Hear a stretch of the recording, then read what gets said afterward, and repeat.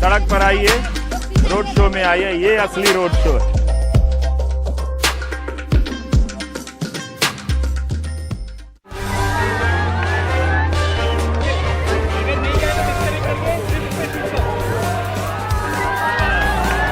चलिए अंदर चलिए, अंदर कर दीजिएगा।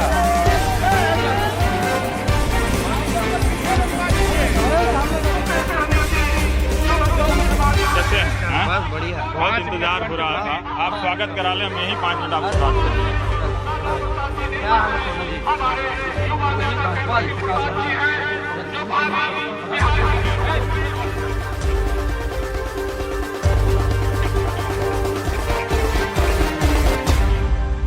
मेरा एक सवाल है आपसे कि प्रधानमंत्री जो विपक्ष पर आलोचना कर रहे हैं, आरोप लगा रहे हैं, वो कह रहे हैं कि टुकड़े टुकड़े गैंग को सपोर्ट करने वाले आप लोग। नहीं देखिए, हम मोदी जी की बातों पर हाँ, इसलिए कोई बात नहीं करना चाहते क्योंकि वो मुद्दे की बात नहीं करते। अच्छा, हम कहते हैं मोदी पे नहीं, मुद्दे पे बात होनी चाहिए। हाँ, मुद्दा क्या है जो उन्होंने वादा किया था, हाँ, 15-15 लाख रुपए हर एक के खाते में, हाँ। 2 करोड़ नौजवानों को रोजगार देने की बात कही थी। हाँ। नोटबंदी में इतने, बल्कि रोजगार देना तो दूर की बात, हाँ। कितने लोगों की रोजगार छीनी गई है। हाँ।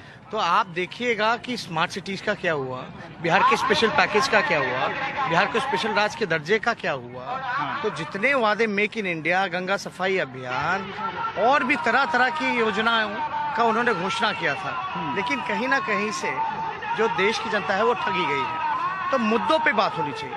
आप उनसे मुद्दों की बात करोगे, वो कहते हैं राष्ट्रवाद और आतंकवाद मुद्दा। आप देखिए ना, क्या गरीब को पेट भरना राष्ट्रवाद नहीं है? क्या नौजवानों को रोजगार देना राष्ट्रवाद नहीं है? क्या किसानों की आय दुगुनी करना राष्ट्रवाद नहीं है? ये काम होगा तो राष्ट्रवाद नहीं होगा। और वो तो कहते हैं कि हमसे हमारे काम का हिसाब मांगा जा रहा है, वो लोग अपना हिसाब नहीं दे रहे हैं कि उन्होंने 60 साल में और 70 साल में मोदी जी की जितनी राजनीति है सारी बनावटी, दिखावटी, सजावटी, यही है और कुछ नहीं है। मोदी जी जो हैं झूठ बोलने की फैक्ट्री है, मैन्युफैक्चरर भी हैं और डिस्ट्रीब्यूटर भी है, होलसेलर भी है। उनको काम जमीन से कुछ लेना देना नहीं। देखिए मोदी जी जो है मार्केटिंग करने में काफी माहिर है। और आप लोग क्यों नहीं मार्केटिंग कर पा रहे हैं? फिर अगर वो मार्केटिंग करके इतना चुनाव जीत उनके रहे पास हैं। तो साधन है हर तरीके का, हाँ, हर तरीके का साधन है। हाँ, उनके पास जो आरएसएस एक जो संगठन है, हाँ, जो कि अब तक रजिस्टर्ड नहीं है, हाँ। जो अपने हेडक्वार्टर में झंडा तक नहीं फहराती है, तिरंगा, हाँ, वो लोग जो हैं पूरी तरीके से उनका काफी संगठन है, झूठ अफवाह फैलाते हैं। लेकिन बिहार की अगर बात की जाए तो उनके झूठ का काउंटर हम लोग भी सोशल मीडिया के जरिए हम लोग मजबूती के साथ कर रहे हैं। आप। ऐसा नहीं है कि पहले की बात अब रही मोदी जी की, पहले जो दिखाते थे वो होता था, अब ऐसा नहीं है। अब काउंटर मिल रहा है उनको ठीक है, समय लगा है, लेकिन आने वाले समय में इसको भी हम लोग पूरा करेंगे। पर ये कहा जा रहा है कि इस चुनाव में जो आप लोगों को कहा जा रहा है कि जो इनको हराने का एक ही तरीका था कि आप ज़्यादा से ज़्यादा अलायंस फॉर्म करें, है ना? लेकिन राज्यों के हिसाब से अलायंस बना है, उसमें भी बहुत तरह की कमियां नज़र आती हैं। तो क्या ऐसा हुआ है कि कांग्रेस ने ठीक से रोल प्ले नहीं किया महागठबंधन को देश के स्तर पर बनाने में? देखिए, बात समझना पड़ेगा कि ये जो चुनाव है सबसे महत्वपूर्ण है। मैं मानता हूँ कि अब तक के देश का सबसे महत्वपूर्ण चुनाव है। आज हमारा संविधान, आरक्षण और देश खतरे में है, और इन सबको अगर हटाना है, ये आरएसएस का जो नागपुरिया कानून जो लागू करना चाहते हैं अपने संविधान की जगह पे, इनको हटाने के लिए हम सब लोगों को यूनाइट होना पड़ेगा, एक प्लेटफॉर्म पे आना चाहिए। ये हम लोगों की कोशिश रही है, ठीक है, हुआ जितना हो सका हम लोगों ने बिहार में करने का काम किया है। आप देखिएगा, जहां यूपी में बसपा और सपा की बात एक प्लेटफॉर्म पे आने की नहीं हो पाती थी, आज कम से कम एक मंच पे आ गए हैं। तो ठीक है, राज्य भर में हुआ है, लेकिन कुछ तो पहले से यही वो कहते हैं कि मुझे हराने के लिए चोर लोग जमा हो गए और मुझे चोर कहते हैं। 41 पार्टियां तो उनके साथ हैं। यहाँ देखिए ना, मेरा पलटू चाचा साथ में है, रामविलास जी साथ में है। यहाँ क्यों, यानी यहाँ किनको, मोदी जी को डर क्यों था? 22 सीटिंग सीट से 17 सीट पे आ गए वो। मतलब अपने 5 सीटिंग सीटों को उन्होंने काटने का काम किया, वो भी उस पार्टी को बराबर का अधिकार दिया जिस पार्टी ने पिछले चुनाव में 30 से 31 सीटों पर जमानत जब्त था। तो यहाँ भी तो आप देखिएगा ना, अकेले का है ये मोदी भी जो मैं पढ़ रहा था कि उसमें ये था कि आप लोग जब टिकट बांट रहे हैं तो उसमें भी लापरवाही एक तरह की नजर आ रही थी, सीरियसनेस नजर नहीं आ रहा, नहीं रहा था कि हराने के लिए ये टिकट बांटा जा रहा है। चिराग पासवान जी ने तो प्रधानमंत्री जी को चिट्ठी तक लिखी थी वित्त मंत्री जी को भी चिट्ठी लिखी थी जब सीट शेयरिंग की बात आ रही थी। हमारे यहाँ तो ऐसा कुछ नहीं हुआ। चिराग पासवान जी की इतनी हिम्मत नहीं थी, वो तो चाचा जी जो पलटू चाचा हैं उन्होंने उनके इशारे पे ये काम हुआ। तो वो दबाव का गेम जो है वहाँ खेला गया। ठीक है, देखिए पहली बार राष्ट्रीय जनता दल जो है इतनी कम सीटों पर बिहार में लोकसभा का चुनाव लड़ रही है और हम लोग 19 सीटों पर लड़ रहे हैं, जिसमें कि हम लोग यहाँ जो 4-5 जो दलें हैं उनका हम लोगों ने गठबंधन बनाने का काम किया। यहाँ और भी विपक्षी दलें हैं, लेकिन हमारा भी अपना संगठन है, अपना कैडर है और पिछले चुनाव का अगर परफॉर्मेंस देखा जाए तो हम लोगों का भी एक लड़ने का जायज़ जो आंकड़ा जो बनता था उस पर हम लोगों ने किया है काम। और ये भी एक सवाल है, वो कहते हैं कि यहाँ तो मोदी है, वहाँ कोई चेहरा नहीं है। कई लोग पूछते हैं और ये जेन्युइन सवाल है कि वो किसको वोट दें, किसके लिए वोट दें। ये किसी एक व्यक्ति को प्रधानमंत्री बनाने की बात नहीं है, ये देश को बचाने की, संविधान को बचाने की है। 2004 में कौन सा चेहरा था? मनमोहन सिंह जी को कौन जानता था कि वो प्रधानमंत्री बनेंगे और 10 साल तक जो है वो काम करेंगे? बीजेपी में भी एक चेहरा बताते हैं। हरियाणा के चुनाव में खट्टर जी का चेहरा आगे किया गया था क्या? ऐसे कई उदाहरण हैं। महाराष्ट्र के चुनाव में पिछले बार क्या मुख्यमंत्री का चेहरा उन्होंने दिखाया था क्या? उस समय वो क्या कहते थे?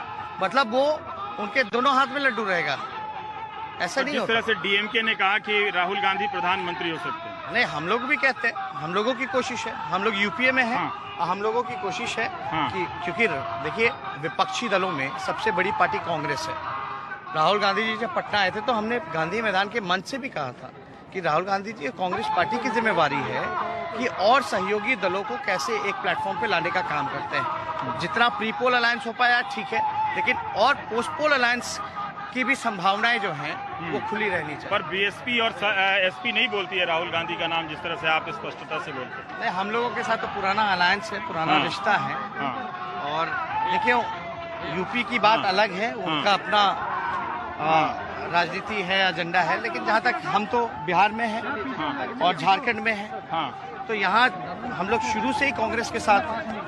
और हमको मतलब अगर पूछा भी जाए, छोड़ दो कर लीजिए, जहाँ करने दीजिए। हाँ ठीक है, ये लोग बहुत देर से। कांग्रेस पार्टी बड़ी पार्टी है और सब लोगों को कोशिश करनी चाहिए कि लेकर के चले।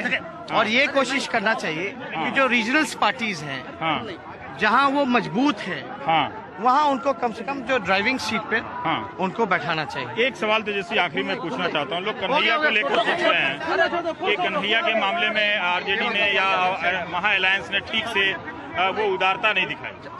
आप देखिए बेगूसराय ऐसा जिला है, ऐसा कॉन्स्टिट्यूएंसी है जहाँ महागठबंधन के 5 विधायक हैं, जिसमें कि 3 आरजेडी के, 2 कांग्रेस के।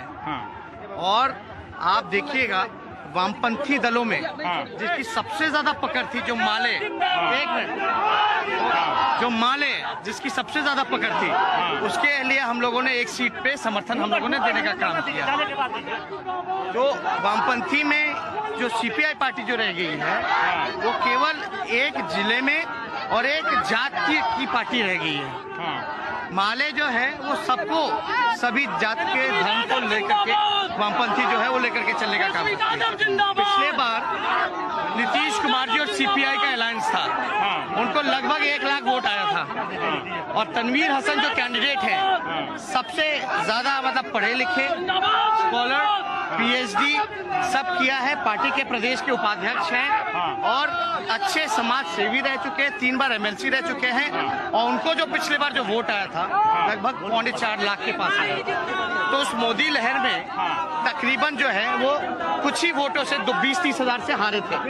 और आप बताइए रवि जी, इस दौर में जहां सांप्रदायिकता को फैलाया जा रहा है, जहर भरला जा रहा है, पूरे हिंदुस्तान में एक बिहारी है जो मुसलमानों को टिकट दे रहा है। और मुसलमानों को जो टिकट दे रहा है वो आरजेडी है। हमें हार जीत का फर्क नहीं है, लेकिन जहाँ रिप्रेजेंटेशन का सवाल आएगा कि हमारी पार्टी जो है वो मुसलमानों के रिप्रेजेंटेशन पर बात करनी चाहिए। कई दल मुसलमानों के प्रतिनिधित्व पर बात नहीं कर रहे हैं। आप बताइए ना कि हिंदुस्तान में कौन सा ऐसा राज्य है जहाँ मुसलमानों को सबसे ज्यादा टिकट दिया गया हो?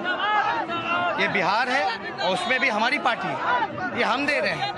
तो आप वो भी तो देखिए, उनके प्रति किस प्रकार का नफरत फैलाया जा रहा है। और देखिए हमारी जो राजनीति रही है, हमारे पिता की जो राजनीति रही है, आप लंबे समय तक उनको फॉलो करते रहे हैं, आप लोगों की अच्छी जान पहचान है, हर चीज़ों को समझते हैं। बीजेपी को अगर बिहार में कोई हरा सकता है तो आरजेडी ही हरा सकता है और अपना गठबंधन हरा सकता है। आप देखिए, ये कोई एक व्यक्ति को जिताने की बात नहीं है, ये है आपको पूरा 100% रिजल्ट देने की। और मैं आपको कहता हूँ, बेगूसराय में ना कोई बीजेपी का विधायक है ना कोई सीपीआई का विधायक है, सारे महागठबंधन के विधायक। वहाँ तो लड़ाई है ही नहीं। अब जब पिछले चुनाव में 20-30 हजार से उस लहर में ये हारे थे, अब तो कोई लड़ाई नहीं है। अब तो नीतीश जी की जो क्रेडिबिलिटी जो थी वो खत्म हो चुकी है। जो पहले थोड़ा बहुत जो विकास का जो चेहरा जो दिखाया करते थे, अब वो भी नहीं रह गया। अब तो जनता जो है सिरे से नकारती है। लोग आपकी पार्टी के शासनकाल को भी उभारते हैं कि आपकी पार्टी के शासनकाल में भी विकास नहीं हुआ, बिहार बहुत पीछे चला गया। आज जितने स्कूल में जितने टीचर हैं, जितने लालू जी के समय के, राबड़ी जी के समय के बहाल टीचर वही चला पा रहे हैं स्कूल। साथ साथ विश्वविद्यालय, यूनिवर्सिटीज जो हैं बिहार को हमारे कार्यकाल में मिला। रेलवे का 4-4 कारखाना लालू जी ने देने का काम किया। आपको पता होगा कि गांधी मैदान रेलवे स्टेशन सारा जो है मेरे पिता के मुख्यमंत्री बनने से पहले गिरवी था। तो काम ऐसा नहीं है, उस समय का जो एरा था वो सोशल जस्टिस का था। जो उस समय जो वर्ण व्यवस्था जो लागू थी, जहां छुआछूत, अभी भी देखते होंगे न्यूज में, दलितों को घोड़ा नहीं चढ़ने देता है, ये कुएं से पानी नहीं निकालने दिया जाता है, मटका लगाया जाता था। तो वो व्यवस्था उस समय बहुत थी, वो उस समय का अलग फेस था। और बीच में जब ये व्यवस्था, जब सोशल जस्टिस जब हम लोगों ने कायम किया, धीरे धीरे लोग जागरूक होने लगे, अपने अधिकारों के लिए लड़ने लगे, तब तक जो है 97 में आप लोग देखिएगा कि एनडीए की सरकार आ गई थी। तो दिल्ली में चुनाव के बाद 2019 23 मई के बाद तेजस्वी यादव की दिल्ली में कोई भूमिका होगी? अब देखिए, ये तो सारा मेरी कोई भूमिका नहीं, शुरू से अंत तक जनता की भूमिका है।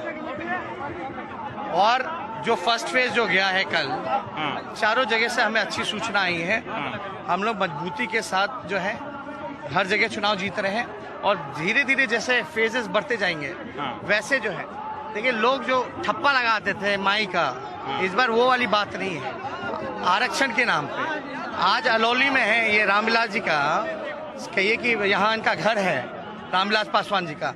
दलित समाज के लोग बहुत रहते हैं और यहाँ से चंदन राम जो हमारे पार्टी के रामविलास पासवान जी के पशुपति पारस को हरा चुके हैं चुनाव।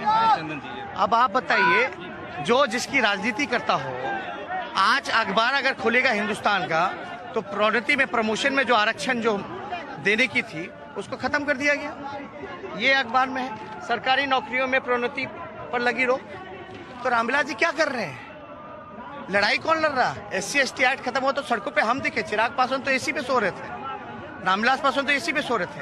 13 रोस्टर जब आया दिल्ली से लेकर के जंतर मंतर तक, बिहार में बंद करने की बात आई तो हम लोग पूरे विधायक खड़े थे सड़कों पर, वो लोग कहाँ थे?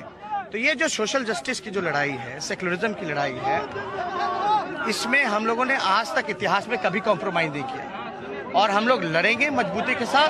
जितने पिछड़े हैं, दलित हैं, अति पिछड़े समाज के लोग हैं, अल्पसंख्यक बिरादरी के लोग हैं, ये सब मजबूती के साथ।